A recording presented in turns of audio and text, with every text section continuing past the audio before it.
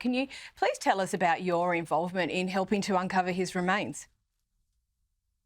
Yeah, so my search for the lost grave of Richard III began in 2004, 2005, and I eventually got the car park, the tarmac in the car park cut where my research and an intuition said his grave would be, and this was in August 2012. So my involvement was I led the search for Richard, and I was the client, and I received permission to cut the tarmac by the landowner and to undertake an archaeological dig, a ground penetrating radar survey, and I also brought a documentary film crew to film the search for Richard. And you talk about your research and your intuition. Can you run us through some of that? Because obviously, there are those records there, but part of it is always going to be a bit of gut instinct, I suppose. I guess yes. I mean, the actual search for Richard began with an intuition, and it's a bit of a strange story because I walked into the northern end of this car park in Leicester, which was meant to be part of the very large Greyfriars Priory, where Richard had been buried in 1485. And in this particular place, I felt that I was walking on his grave. Sounds a bit strange now, and I can't explain it. But there was also a letter R painted on the tarmac for reserved parking, obviously. But that changed my research focus from his life into his death and his burial. But then all of the research that I then did together with a number of historians in a research project I put together called the Looking for Richard Project, it then showed that the northern end of that car park actually seemed to be where the church was, the choir of the church, and Richard III's burial. Because one of the big stories that is in all the history books that are published before 2012 is that Richard III was exhumed and his stone coffin became a horse trough, or he was thrown into the River Soar. And this is in all of the history books that you can see in 2012, but these were later stories with no evidential basis for them, but they'd been repeated and repeated and repeated over time until they'd become truth and fact. And I think that's why when I was going in search of Richard's lost grave in the car park in Leicester, I did receive quite a bit of ridicule for it because they kind of said, doesn't this woman know that he's not there and that he's in the River Soar? So I think what the Looking for Richard project told me was that you have to look at evidence. You have to be very critical in how you look at the information that we are given, particularly later stories.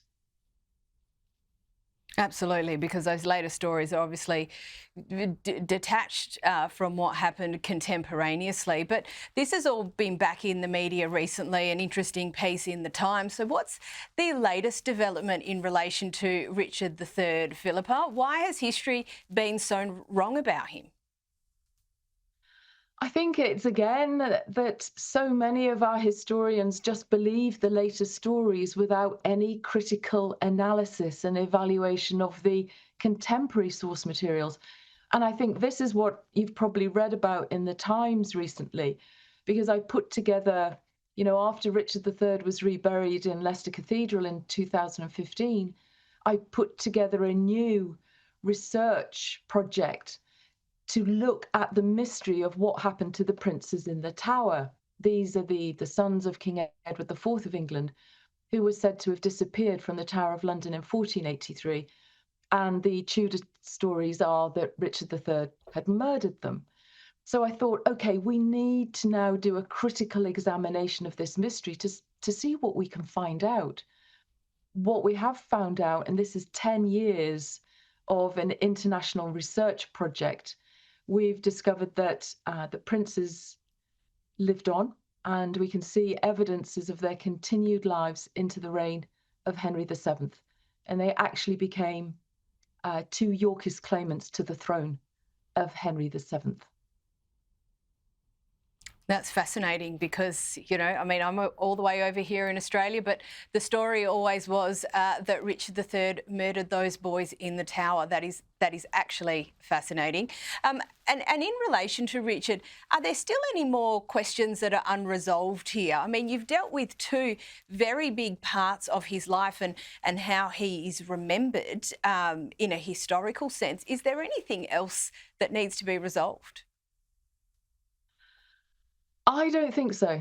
I think those are the two really big outstanding questions that we had about Richard. And I think this is why, it's changing everything that we know about him, because we now have his tomb monument. We now have him sort of returned to us, if you like, in Leicester Cathedral.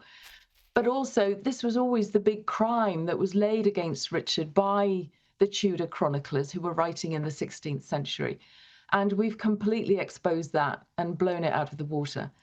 So I think in terms of Richard, it's kind of done. But I think what we would need to do is maybe look again at the reigns of Richard III and Henry VII in light of this new information.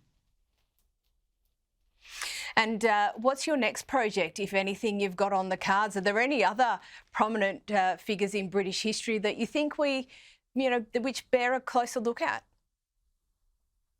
Well, I think one of the projects that's in the pipeline is there's a search for Henry I in a car park in Reading that might come off at some point shortly. But I think in terms of Richard, I've got another project on the cards, which is really exciting, but I can't tell you anything else about that at the moment. In terms of looking into other historical figures, do you know what? I would say the Tudor monarchs. I would say that they need to all be really looked at again and reevaluated, and critically, by not repeating their propaganda, but by actually digging deep and doing the deep dive into the materials from their reigns, because I still think there's untold stories there. I think you're absolutely right. And if the work that you've done in relation to Richard III is anything to go by, I think there is still plenty for us to learn. Philippa Langley, thank you so much for your time.